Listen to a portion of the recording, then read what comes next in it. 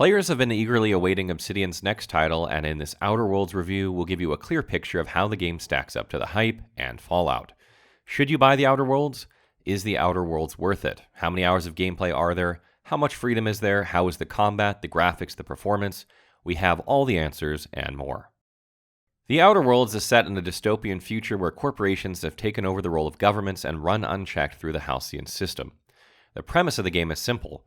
You're awoken after 70 years of drifting in space to learn your entire ship was kept in stasis to protect corporate profits, and its existence has been wiped from public memory. At the Halcyon space colony, most of humanity is indentured to corporations that operate unrestricted from any restraints in their pursuit of wealth. If you're not getting the picture, the villain in the Outer Worlds is capitalism.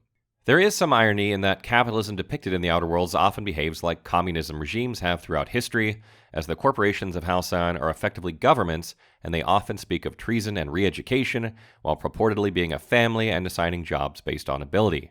The overall message of the game is up to you to decide, and the setting and story take you on a sightseeing tour of different points of view, and I did not feel as though it were a long political sermon, so there's plus points for that. There are, of course, rebel groups, free thinkers, or reformers, because you'll meet many, and you'll have to make the choice between allying with them or going corporate and getting rich yourself. Things are not always black and white either, further muddying the waters of these decisions. In this way, Obsidian has managed to create a believable political spectrum in a frontier where morals are loose and belief is limited by your superiors, but people are people and still find ways to get by just like they do now. The Outer Worlds does not tackle mature themes in the same way that Fallout New Vegas or past Fallout games have. There are no children in the game, no romance, no deep dives into what addiction is like, and no brothel options. Some players may find the game disappointing because of it. Personally, it didn't bother me one bit and did not affect my experience negatively in the slightest. However, I felt it should be noted for fans of the Fallout franchise who may be looking to purchase the game based on those themes. The story itself develops as you make your way across the Halcyon system and is well written, well acted, and well delivered. It has some quirks that come with the overall slightly humorous setting, and it will be up to you to see how much you enjoy this facet. I found it an interesting journey that can be replayed several ways to find new meanings and depths. Make sure you read all the terminals though. It might be tedious, but it does add a lot of context to things that are happening and even unlocks dialogue options. The game is very story-focused, and combat can be largely avoided by using sneak for random enemies and dialogue skills for confrontations. That said, there are plenty of enemies to face and loot, and several plots can only be resolved with violence, particularly when it comes to the brutal alien lifeforms that you encounter as you visit different planets. All in all, I'm not a big fan of first-person shooters, and the RPG gamer in me focused on getting by with the least conflict possible and trying to mend what I saw as fractured allegiances by being the best possible influence in all possible factions. The Outer Worlds does a good job of presenting nuanced and fleshed out characters of many factions, and you'll empathize and understand their actions even if you don't agree with them and end up killing them. Or you can be heartless and self-centered and go about betraying everyone and anyone to make your fortune. The freedom that the game provides is hard to oversell, as there's many ways to go about not just side quests and faction quests, but the main quest as well. Two of us were playing, comparing notes for the review, and we found that our actions took us in completely different paths, with one of us following the likely intended route for the first playthrough, while the other somehow ended up taking a detour that completely changed the outlook of his actions when he came across places that I had already visited.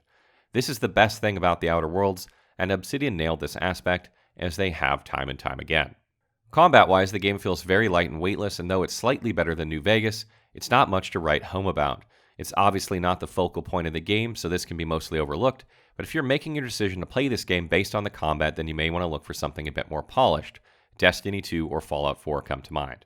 The Outer Worlds does, however, have several difficulty modes, allowing you to experience a range of challenges from story mode to Supernova.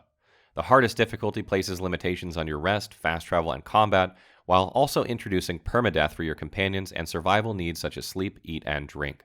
This may make the game more compelling for those hardcore players out there, and it should.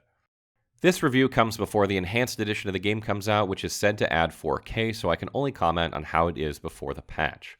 I'll update the written review when the patch is live, so if you're watching this on YouTube, please take a moment to look at the updated graphics review on our website come October 25th. Graphically, on PlayStation 4 Pro, the game performed relatively well and looked good. It does not look amazing, though, and many areas are rather lackluster, and the world feels unfortunately poorly fleshed out. I found myself wishing there were more alien species, more life to discover and stare in awe of, and instead I found the same corporate manufactured pre-made house copy-pasted over and over.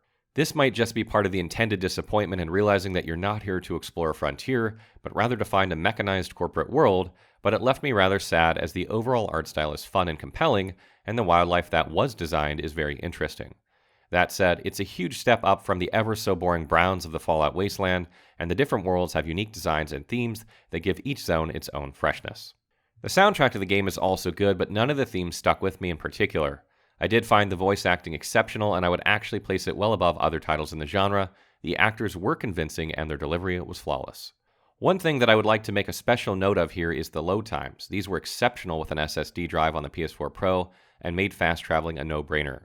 I don't know how they are on the standard hard drive, however, I did note that they did not increase as the game went on, which was a huge problem with Fallout New Vegas. So kudos to Obsidian for getting that issue addressed.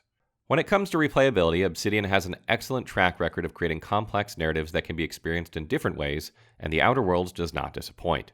You can have 2 completely different playthroughs and find things you missed before in the process, or discover new quests that were only available if you took a specific path. There are many options that take you in diverging branches, and I thoroughly enjoyed combing them all. Players who are looking for a deep story will find the game well worth the price, as you're looking at a 60-hour playthrough, honestly more if you're a completionist like me, that you can then reset and have a go at and experience other side of things. Build-wise, the game has a respec option at your ship, so players can change builds on the fly. However, it does not change your starting attributes, so some people will want to restart and optimize that as well. There is a modest amount of build variety with unique weapons, unique armor, and companion perks to consider. You can go from being a stealth sniper to a melee 2-hand god in a few smart clicks, and the game offers a wealth of opportunity to try them out, which is nice. Final thoughts. Obsidian is well known for making deep, engaging, and serious RPG games. The Outer Worlds is not serious, but it is definitely engaging. Fallout fans will likely enjoy their time with the game as it's a step up from the franchise's recent blunders, but even those who are not into the Wasteland will find this a refreshing and compelling experience.